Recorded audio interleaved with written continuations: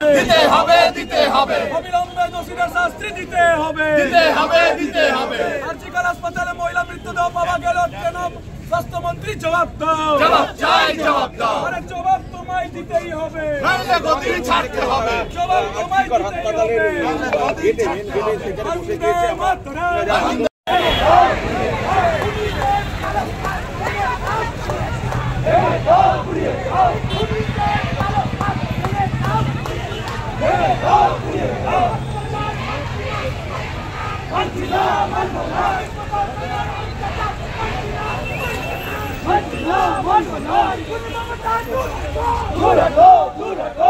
দুর্ভাগ্যজনক, আরো দুর্ভাগ্যজনক আজকে পুলিশের ভূমিকা। পুলিশ আমাদের বলুক যে সাইডে সরে বিক্ষোভ করুন, আমরা রাজি আছি, কিন্তু পুলিশ আমাদের রাস্তায় গেটের বাইরে করে রেখে গেটটাকেও কার্যত বন্ধ করিয়ে রেখেছে। এটা অত্যন্ত দুর্ভাগ্যজনক। এ রাজ্যে হাসপাতালে মানুষ মরতে হয়েছে, ডাক্তারি পড়তে এসে ডাক্তার মরে এ রাজ্যেই দেখা যায়, আর সেখানে পুলিশের ভূমিকা সেটা অত্যন্ত লজ্জাজনক। আমি অনুরোধ করব যে আমাদের কর্মীরা তারাও ভেতরে গিয়ে আমরা সাইডে দাঁড়াবো, আমরা সাইডে বিক্ষোভ করব, কিন্তু আমরা কোনোভাবে গেট বন্ধ হতে দেবো না। মহিলার নিরাপত্তা, এ রাজ্যে মহিলার নিরাপত্তা একমাত্র মমতা বন্দ্যোপাধ্যায়ের আছে, আর তার ভাইপোর আছে, আর কারোর নিরাপত্তা নেই। এই রাজ্যে এই হসপিটালে সুপার একটা দুর্নীতিগ্রস্ত, যাকে বারবার ট্রান্সফার করা হয় তাকে আবার ফিরিয়ে আনা হয়। যে ফিরিয়ে আনেন তার নাম শ্যামা দাস, ডাক্তার শ্যামা দাস।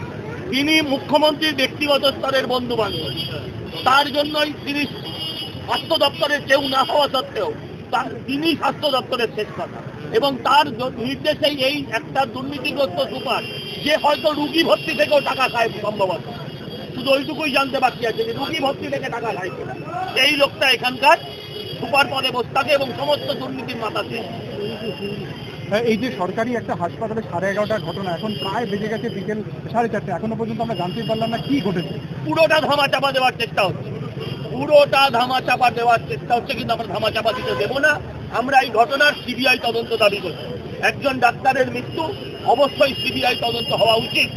হসপিটালের ভেতরে ডাক্তার যারা মানুষের প্রাণ বাঁচাবে, সেই এসে যদি এখানে মারা যায়, এবং যে ধরনের অভিযোগ আসছে তাতে একজন নারীত্বের সম্মানহানির আশঙ্কাও আছে সেখানে, তো সেগুলো যদি সত্যি হয় তাহলে সেটা অত্যন্ত বিপজ্জনক।